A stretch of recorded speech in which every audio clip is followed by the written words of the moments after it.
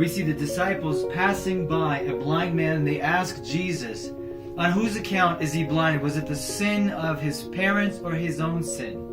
And Jesus responds, neither, because he is trying to teach his disciples to see God's glory story being revealed in every single bit of suffering. Paul picks this idea up. He learns the lessons that Jesus was teaching his very disciples. And he teaches this in 2 Corinthians chapter 4, verse 16 to 18. He says, so we do not lose heart.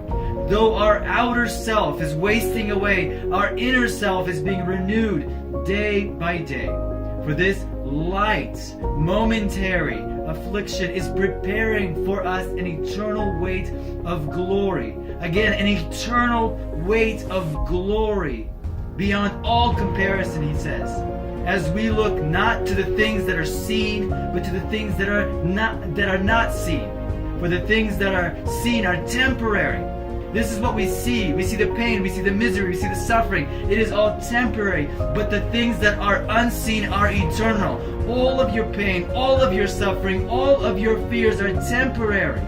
And not only are all of your afflictions momentary, not only is all of your pain light in comparison to the weight of eternal glory that awaits you, but all of it is totally meaningful. It is not a waste. It is not meaningless.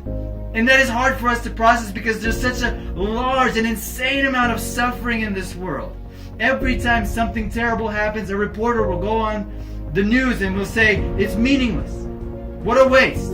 They look at school shootings, bullying, sex trafficking, and etc. All to them that they see is meaningless, without purpose, without cause.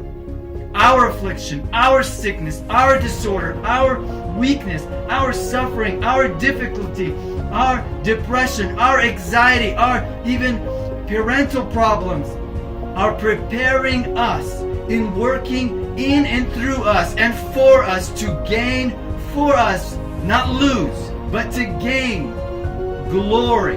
Because it is part of God's glory story.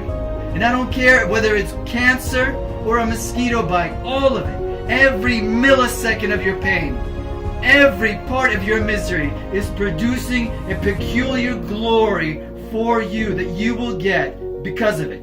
In all eternity, Christ will be exalted. Christ says, I will be glorified. So if anyone ever says to you that your obedience to God is causing you unnecessary and meaningless difficulty and meaningless pain and meaningless affliction, Christ says, no, I will intend to use it for a wonderful and eternal glorious good.